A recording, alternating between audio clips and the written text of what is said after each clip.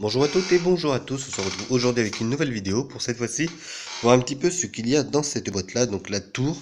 Alors je vais éviter de filmer mes pieds et tout, voilà. Donc dans cette tour ici présente, donc c'est une tour qui a été vendue 300 euros, c'est une personne qui me l'a passée pour que je puisse la réparer. Voilà, donc cette tour, qu'est-ce qu'il y a dedans? Bah on va voir ça tout de suite, on va aller faire un petit tour à l'intérieur de la boîte parce qu'il y a une grille, on peut voir ce qu'il y a dedans. Voilà, donc c'est parti, on va voir tout de suite ce qu'il y a dans la tour. Allez, on y va. Voilà donc l'intérieur. Donc là le premier c'est qu'on a la grille, donc je vais essayer de faire le focus là-dessus pour qu'il puisse mieux voir. Voilà.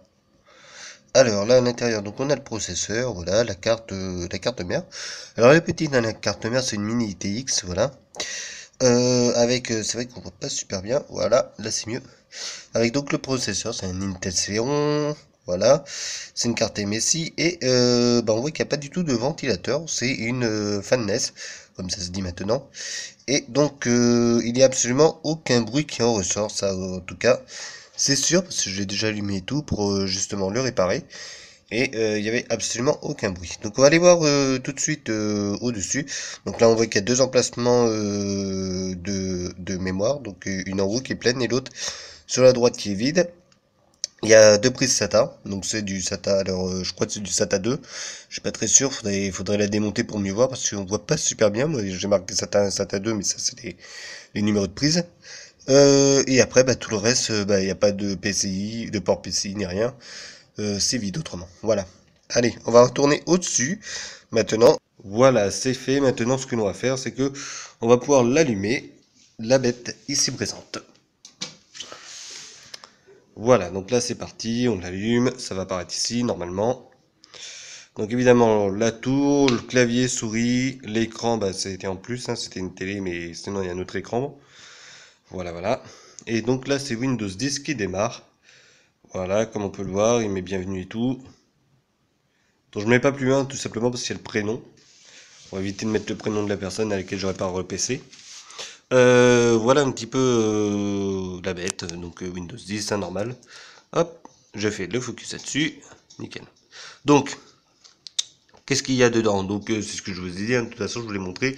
Il y a une barrette de RAM, alors c'est une 2 Go, et puis après, on va voir un petit peu ce qu'il y a à l'intérieur, est-ce que vaut justement le processeur, et puis enfin, ce qu'il y a dedans de toute façon, pour le prix qu'il est vendu. Donc, je répète, c'est 300 euros hein, le prix, monté comme ça, et puis il était en vente. Donc on va tout simplement allumer les paramètres. Système. Et les infos. Tac. Voilà. Allez. Nickel. Donc là il me prend correctement l'écran. Donc là voilà, on voit bien c'est Dust Vision C32. Windows 10 famille. Bon la version s'en fout. Intel Celeron J1000. Alors c'est le J1800, c'est ça. 2,41 GHz par cœur, il n'y en a que 2. Et c'est un 2 thread, voilà, donc c'est un pur dual core. La mémoire 2 Go de RAM, voilà, 2 Go à l'intérieur, 322 disques durs, voilà, donc c'est ce qui est donné à l'heure actuelle, et un système d'exploitation 64 bits à l'intérieur, voilà ce que l'on peut avoir dedans. Donc on va dire que bah, voilà, c'est un système 64 bits, mais qu'il n'y a que 2 Go de mémoire installée. Alors pour la mémoire c'est de la SODIMM. Alors la SODIMM c'est de la barrette d'ordinateur portable, je vais vous montrer ça tout de suite. Alors, le temps de chercher la petite boîte. Voilà. Donc là, c'en est de la SODIMM. Hop, si tu peux bien me faire le focus. Donc on voit que c'est voilà, c'est comme ça, il y a les barrettes. Branchement en bas, évidemment, et c'est assez large, on va dire. Et c'est la particularité de celle-ci. Donc là, c'est une de 2 Go en l'occurrence. C'est exactement ce que l'on a à l'intérieur de la tour. Donc on a une seule barrette comme ça. Voilà, sachant que la carte mère peut accepter 8 Go de RAM à l'intérieur. Que dire d'autre? Donc ça, c'est vu pour ça. Le processeur, donc ce que j'ai oublié de dire, c'est 1 méga cache au niveau du processeur. Donc c'est pas énorme. Et le processeur s'occupe aussi de la partie graphique. Alors c'est-à-dire qu'on n'a pas de chipset graphique ni de carte graphique, hein. C'est vraiment le processeur qui prend tout et qui envoie l'image évidemment en sortie de carte mère à l'écran, soit en HDMI, soit en VGA. Donc là on est en VGA, mais ça pourrait être aussi en HDMI. Donc on peut lire de la HD et de la Full HD Il va pas y avoir trop de soucis. En flash, c'est moins 10, ça peut peut-être laguer un petit peu. Et évidemment, la 4K, on oublie. Voilà. Voilà pour ce qui est de ça. Si je vais dans le gestionnaire des tâches,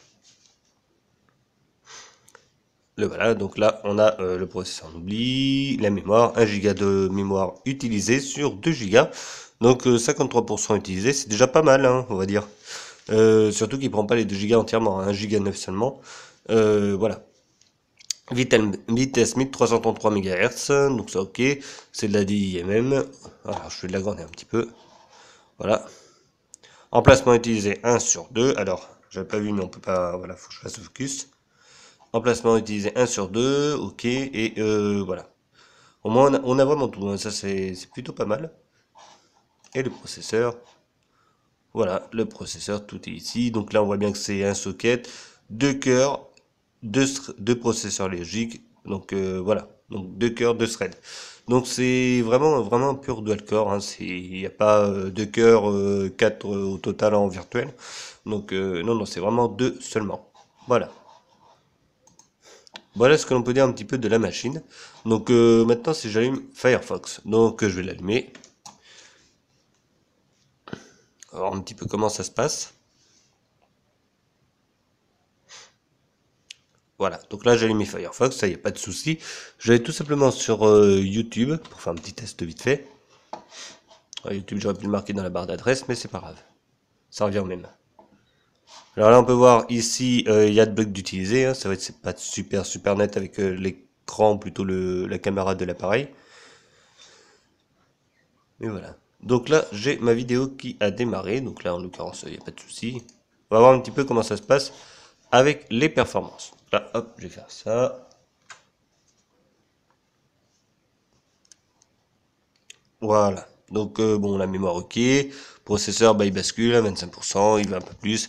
Ça dépend un petit peu. Parce que vu que le processeur il s'occupe de la partie graphique, mais c'est vrai que c'est pas évident là-dessus. Mais bon, ça passe encore. Et évidemment, je lis pas en HD, hein, c'est vraiment de la 480p. Donc de toute façon, ma connexion internet ne peut pas le prendre. Voilà. Voilà, donc ça c'était la vidéo. Après, si j'allume Wikipédia. Tac.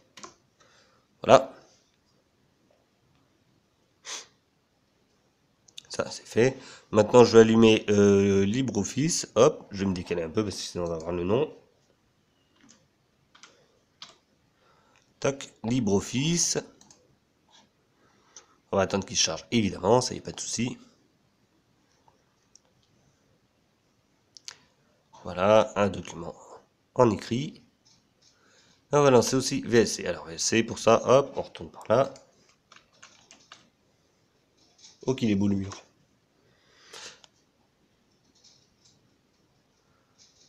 Et voilà VLC. Donc là, on a vraiment tout, hein. Ça, c'est tout allumé. Qu'est-ce que je peux faire là-dessus voilà, une petite vidéo qui explique, on ne sait pas. Voilà, et on retourne sur le gestionnaire des tâches. Voilà, donc là, voilà comment ça se passe. 74 de mémoire, 74% de mémoire utilisée, 27 du processeur, enfin ça bascule. Donc voilà, donc ça va, ça tient la route encore, hein, pas de souci. Au niveau des perfs. Ça ne mange pas trop de pain Firefox, ça va encore. Et encore, on est en 32 bits, hein. Normalement, il faudrait la version 64 bits pour que ce soit bien. Mais j'ai peur que ça aille trop loin au niveau de la mémoire utilisée. Voilà. Mais sinon, non, ça tient la route. Pour le moment, il n'y a pas de souci. Fermer les onglets. Tac, tac. Et tac. Et voilà. Donc, on a fait un petit peu le tour. Je retourne ici. Hop, on se retrouve à nouveau avec les 1 Go de mémoire utilisés habituellement. Donc, que dire de la machine? Bon, ça va, elle répond, hein, ça y a pas de souci. J'ai pas fait le test, à chaque fois je cogne mon téléphone. Voilà. Donc voilà, si j'allume Edge, voilà. Les paramètres et le navigateur Store de Windows. Voilà, donc ça, tout ça, ça fonctionne. Donc, je pense pas qu'on puisse installer quoi que ce soit là, c'est pas un compte Microsoft, mais bon, peu importe. Voilà, personnalisation, tout est ici. Ça, il y a absolument pas de souci là-dessus. Voilà, donc en global, qu'est-ce que l'on peut dire sur la machine? Donc c'est une machine qui est bon voilà, intéressante pour la bureautique, mais en l'occurrence, on a un petit souci avec la carte mère. Elle est vraiment très petite, c'est une mini ATX. Alors pour info, c'est ce qu'on met dans les NUC, voilà, dans les petits PC NUC, c'est les micro PC qui servent pour de la bureautique, dans lequel on met quand même quelques gigas de RAM et surtout du SSD. Là, alors je vais pas montrer, mais on a que 320 gigas de disque. Et là, il m'en marque uniquement, voilà, 291 de disponible. Donc c'est vraiment très peu. C'est dommage parce que bon bah voilà, on pourrait avoir quand même un disque de 500 minimum. Ce serait quand même beaucoup mieux parce que bon, voilà, ce serait quand même ce qu'il faudrait normalement pour pouvoir travailler tranquillement. Stocker un film ou deux si on a envie, voilà, enfin stocker de la musique quand on en a pris. Voilà, si par exemple là je vois il y a Freebox Server, imaginez que j'ai enregistré un film et que ça atterrisse sur l'ordi pour pouvoir le regarder après, et ben ça va vite remplir le disque dur on va dire, hein. Ça il n'y a pas de souci, et puis même moi je mets uniquement mes quelques musiques, j'ai vite fait de remplir le disque dur. Donc c'est très très peu, hein, vraiment. Alors que tous les autres ordinateurs, maintenant en disque dur je parle, sont à 1 Tera, entre 500 et 1 Tera voire plus. Donc c'est un petit peu dommage. Et maintenant, même les SSD se vendent en 240 gigaoctets et 500 gigaoctets. Et là, on a un disque classique. Et je peux l'entendre si je le fais travailler. Donc, je sais que c'est un disque dur classique. De plus, sur le démarrage, on voit très bien que voilà, il met le temps quand même par rapport à un SSD. Donc, c'est vrai qu'on n'a pas affaire à une machine de guerre. C'est vraiment une machine qui est faite pour de la petite bureautique normalement. Et normalement, ce genre de choses, on met vraiment des petits PC comme ça, des trucs que l'on met souvent derrière notre télé, voilà. Ça peut être sympa. Et puis là, franchement, on se retrouve avec un ordinateur qui est vraiment fait uniquement pour voilà, de petite bureautique. On fait pas vraiment de montage vidéo avec, c'est un petit peu dommage, ça mettrait vraiment longtemps. Alors là, oula, j'ai pas vu.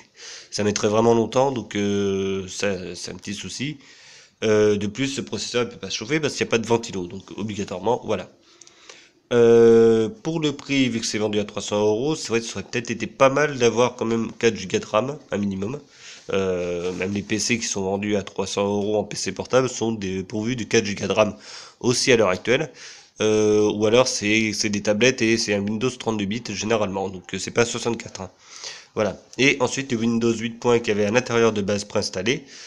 C'était une version starter. Donc heureusement que j'ai pu le passer à Windows 10, ça l'a pris, pour mettre vraiment un Windows complet, parce qu'au départ il n'était pas très complet, en plus de ça il buguait dans tous les sens. Voilà, donc au moins ça a été remis d'aplomb. Voilà, voilà. Donc pour 300 euros, je trouve que c'est vraiment cher pour ce qu'il y a à l'intérieur, c'est un petit peu dommage de ce côté-là. Donc voilà. Voilà un petit peu la bête. Donc on va s'arrêter sur la vidéo là-dessus.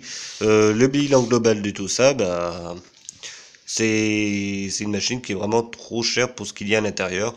Ou alors il aurait fallu mettre quand même 4 Go de RAM, un minimum quand même pour que justement on puisse être tranquille.